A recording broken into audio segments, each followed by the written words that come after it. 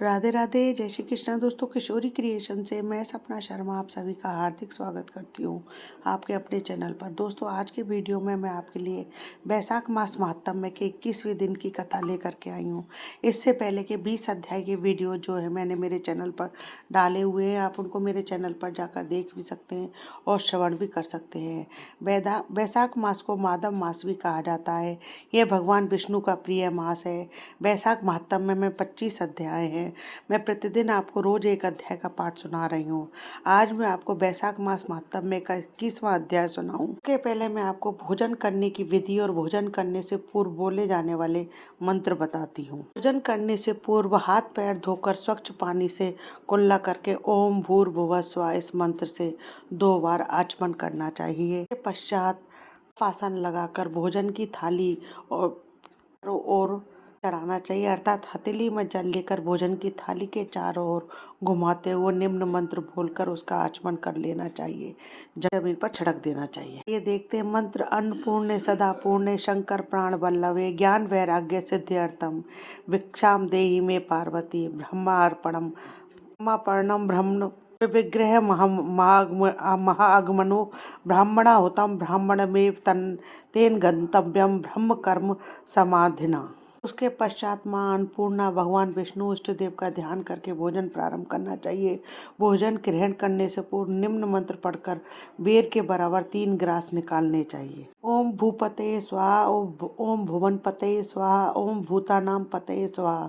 इन 3 मंत्रों में सभी भगवान को याद किया जाता है। इन मंत्रों से पृथ्वी सहित 14 भुवनों में सभी जीवों के स्वामी परमात्मा तृप्त हो जाते हैं और हमें इन मंत्रों को पढ़ने से भगवान प्रसन्न होते हैं। भोजन से हमें संतुष्टि मिलती है और उत्तम स्वास्थ्य प्राप्त होता है।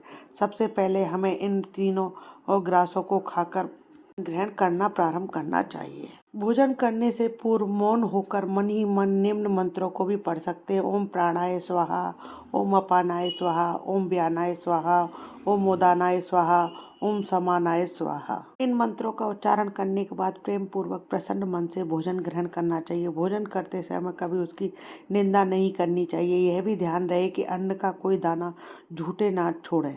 आइए जानते हैं बैसाख मास महात्म्य का 21वां अध्याय। इससे पहले 20वें अध्याय में व्याग कहने लगा, हे परमेश्वर, हे मुनि, परमेश्वर ने जो है करोड़ों जीव रचे, उनके भिन्न भिन्न कर्म और सनातन मार्ग हैं। इन सबका स्वभाव जो है एक सा क्यों नहीं है, सब कुछ जो है मेरी जानने की इच्छा है। तब शंख मुनि जो है 3 गुण के जीव बताते हैं। तब शंख मुनि जो है रजोगुणी, सतोगुणी और तमोगुणी 3 गुण के व्यक्ति बताते हैं, के कर्म भी बताते। व्याग ने पूर्ण भोगों वाले मनुष्यों की मुक्ति कब और किस काल में हुई पूछा। मुनि ने सारा युग व ऋतु चक्र बताया और प्रलय काल बताए। सृष्टि की रचना के साथ भगवान विष्णु को प्रसन्न करने के धर्म अर्थात वैशाख मास के कार्यों को बताया। साथ ही वैशाख मास में कौन कौन सा कार्य नहीं करना चाहिए भी वे बताते हैं। तो उनके इस धर्म को सुनकर उसकी कोटर में रहने वाला एक भयंकर सर्प काल पाप रूपी देह त्याग कर के आगे हाथ जोड़कर बैठ जाता है। आगे का वृत्तांत जो है 21वें अध्याय में जानते हैं। आइए सुनते हैं बैसाख मास महात्म्य का 21वां अध्याय।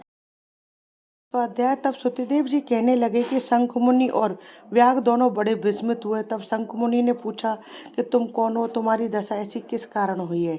हे सौम्य, किस कर्म से तेरी ऐसी शुभ बुद्धि हो गई है और अकस्मात तेरी मुक्ति कैसे हो गई है, सब हमें बताओ। शंख मुनि के इस प्रकार पर वह दंडवत कर पृथ्वी पर गिर सिर झुकाकर हाथ जोड़कर कहने लगा कि मैं प्रयागराज का निवासी कुशीत मुनि का पुत्र, ब्राह्मण रूप, यौवन विद्या में बढ़ा चढ़ा, बहुत बोलने वाला, धनवान तथा सदा मत से गर्वित रहता था। मेरा नाम रोचन था। आसन, शयन, निद्रा, लोकाचार्य, ब्याज लेना, यही मेरा व्यापार था। मेरी किसी पर श्रद्धा नहीं थी।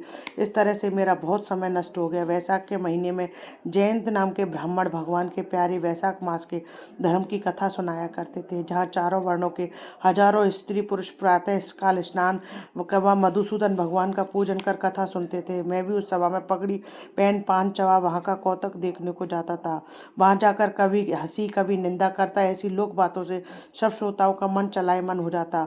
उसी दोष के कारण मेरी यह बुद्धि नष्ट हो गई है, आयु क्षीण हो गई है और 14 मनवंतर का भयंकर नरक में रहा और 84 लाख योनि भोग कर अब मैं इस विशाल वृक्ष की क्रूर सर्प की योनि पा निवास कर रहा था। हे विप्रवर्षे, आपने पूर्व जन्म के कर्मों के फल से 10 सहस्त्र वर्ष से निराहार निवास कर रहा था कि देवयोग से आपके मुख कमल से निकली यह कथा छु गोलक द्वारा सुनने से मेरे सब पाप दूर हो गए और सर्प योनि छोड़ दिव्य देह धारण कर आपकी शरण में आया हूँ। मैंने तो कहीं ही कोई उपकार नहीं किया, फिर सज्जनों का संग कैसे हुआ?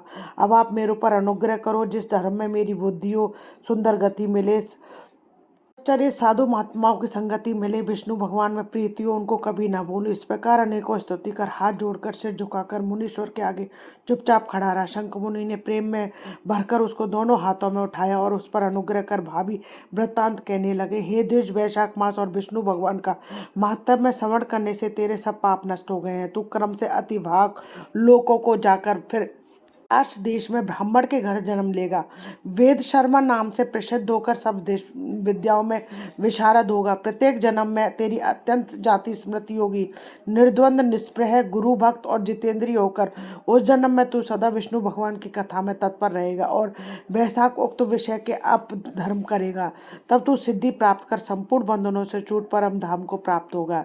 ऐसा कह मुनीश्वर चुप हो गए। तब व्याग को देख वह पुरुष मुनीश्वर से कहने लगा कि आपने मेरे ऊपर बड़ा अनुग्रह किया है, जिससे मेरी दुष्ट योनि जाती रही और उत्तम गति मिली। ऐसा कहकर वह परिक्रमा दे आज्ञा ले स्वर्गलोक को गया। हे राजन, जब संध्या को जाने पर शंख मुनि ने व्याग को संतुष्ट हो सायकाल की संध्या कर विष्णु भगवान के अनेक अवतारों की कथा सुना। रात्रि में शेष भाग को व्यतीत कर ब्रह्म मुहूर्त में नित्य कर्मों में निश्चित हो प्रसन्न मन से व्याग को बुला उसके सिर पर प्रेक्षण कर राम ये दो अक्षर का मंत्र का ये दो अक्षर का मंत्र जाप करने और मरण पर्यंत इन्हीं के करने का उपदेश दिया और कहा कि इससे तेरा जन्म वाल्मीकि ऋषि के कुल में होगा और तू वाल्मीकि नाम से इस लोक में प्रसिद्ध होगा। व्याग को इस प्रकार समझा बुझाकर शंख मुनि दक्षिण दिशा की ओर चले गए। व्याग भी थोड़ी दूर तक, जब तक नेत्रों से ओझल ना हुए, उनके पीछे गया और शंख मुनि को देखता रहा। फिर हृदय में उन्हीं का ध्यान करता हुआ वैशाख उक्त धर्मों को करता हुआ व्याग का जन्म पूर्ण कर वाल्मीकि ऋषि के घर जन्म लिया। एक सरोवर के किनारे कर्णु नाम के मुनि दुस्तर तप करते थे, जिनके शरीर पर बहुत काल में सर्प की बावी बन गई थी। इसी हेतु से उन्हें वाल्मीकि ऋषि भी कहने लगे। फिर तप के अंत में जब कर्णु ऋषि के कानों में स्त्रियों के प्रिय शब्द सुनाई देने लगे तो उनका चित्त चलायमान होने लगा और एक भील जाति की स्त्री को वाल्मीकि नाम का पुत्र उत्पन्न किया। हे राजन, यह वाल्मीकि संसार में बड़े यशस्वी और विख्यात हुए। उन्होंने सर्वकर्म बंधनों को काटने वाली मनोहर छंद में राम कथा रचकर प्रसिद्धि प्राप्त की। सुतदेव जी बोले, इसी प्रकार वैशाख मास में व्याग के सिर्फ जूता दान करने से दुर्लभ ऋषित्व प्राप्त हुआ। जो कोई इस रोमांचोत्पादक इस पाप नाशक आख्यान को सुनेगा तथा औरों को सुनाएगा, उसे मोक्ष प्राप्त होकर उसका जन्म संसार में फिर नहीं होगा। तीसरी वैशाख मास मातम में 21वां अध्याय समाप्तम। दोस्तों, यदि आपको मेरा ये वीडियो पसंद आए तो प्लीज़ मेरे वीडियो को ज़्यादा से ज़्यादा लाइक और शेयर कीजिए अपनी फैमिली और फ्रेंड में। यदि आपने अभी तक मेरे चैनल को सब्सक्राइब नहीं किया है तो उसे सब्सक्राइब करना ना भूलें। पास ही में बेल आइकन को दबाएं, जिससे मेरे आने वाले हर नए वीडियो का नोटिफिकेशन आपको मिल जाए। हिंदू धर्म, रीति रिवाज, कथा कहानी जानने के लिए मेरे चैनल पर बने रहने के लिए बहुत बहुत धन्यवाद। जय श्री कृष्णा दोस्तों।